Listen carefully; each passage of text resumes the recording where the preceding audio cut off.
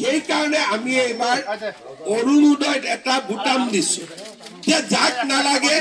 তেওঁ বুটামটো টিপি তেওঁৰ ঘৰত অৰুণোদয় বন্ধ হৈ যাব যাক লাগে তাৰ ঘৰত অৰুণোদয়টো পাই যাব এটো ভাল নিয়ম হৈছে নে নাই এতিয়া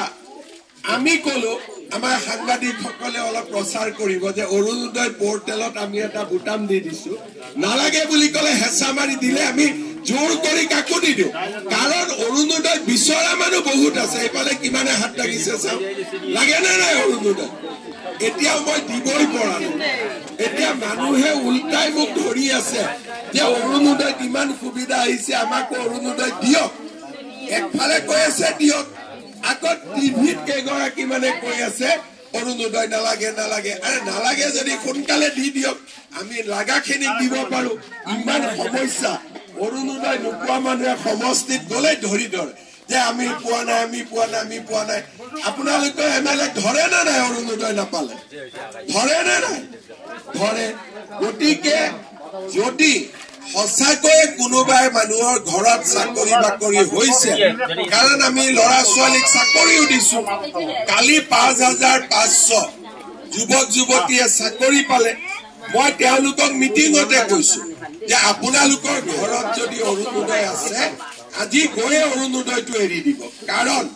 দুখীয়া মানুহে পাওক চাকৰি এটা যিহেতু চৰকাৰে আপোনালোকক দিলেই গতিকে আপোনালোকে আৰু অৰুণোদয়টো ধৰি ৰাখিব নালাগে এজন দুখীয়া মানুহক দিয়ক যাক অৰুণোদয়টো দৰকাৰ আছে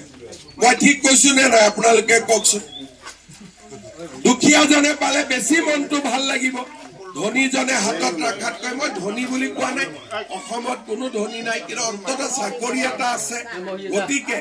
চাকৰিটো পোৱাৰ পিছত অৰুণোদয়টো ৰাখি লাভ নাই এই কাৰণে আমি বুজি পাওঁ যে এঘৰ মানুহে লৰা ছোৱালীক পঢ়াই ডাঙৰ কৰি আজিতো আপোনালোক গুৱাহাটীত আছে গুৱাহাটীত থকা কিমান খৰচ আৰু আজিকালি গাঁৱত থকাও কিমান খৰচ চৰকাৰে যিমানে সহায় কৰে মানুহৰ কাৰণে সিমানেই ভাল আৰু তেনেকে আমি আজি অসমখন চলাই লৈ গৈ আছো আজি আমি ইয়াতে কিয় গোট খাইছো আজি আমি আৰু এটা নতুন আঁচনি ল'ব খুজিছো যাক যাক নালাগে তাক আমি কেতিয়াও জোৰ কৰি নিদিওঁ নালাগা মানুহক কেনেকে জোৰ কৰি দিব জোৰ কৰিতো দিব নোৱাৰি যাক লাগে তাৰ কাৰণে এই আঁচনিটো খুব প্ৰয়োজনীয় হ'ব মোদী ডাঙৰীয়াই আমাক চাউল দিব কিন্তু চাউলেদিতো অকলে ভাত খাব নোৱাৰি যদি আমাক ভাত খাব লাগে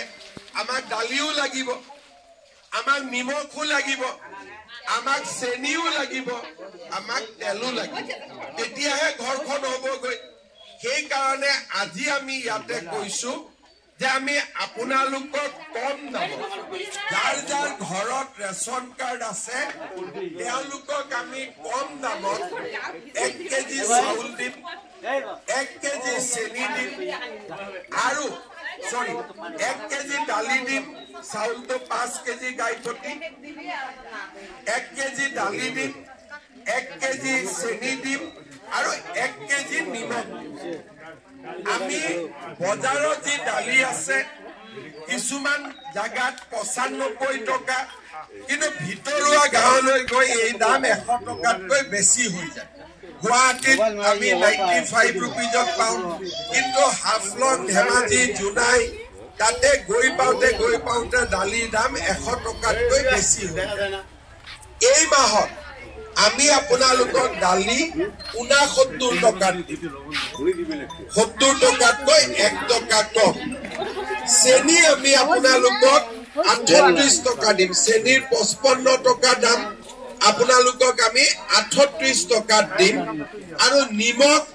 20 টকা দাম আমি 10 টকাত দিম কিন্তু জানুৱাৰী মাহৰ 1 তাৰিখৰ পৰা মই এটা ভাবিছো যে 69 টকা দিলে 1 টকা কোনে ঘূৰাই দিব দোকানীয়েতো 70 টকাই ৰাখি থব সেই কাৰণে 1 তাৰিখৰ পৰা আমি কি কৰিম যে 100 টকা দি দিলে 1 কেজি দালিও পাব 1 কেজি চেনিও পাব 1 কেজি নিমখও পাব তিনটা বস্তু একেলগে 100 টকাত ঘৰত লৈ আহিব পাৰিব ভাল হ'বনে বেয়া হ'ব ভাল কৰি ওপৰতো চাই আছে ভাল হ'বনে বেয়া হ'ব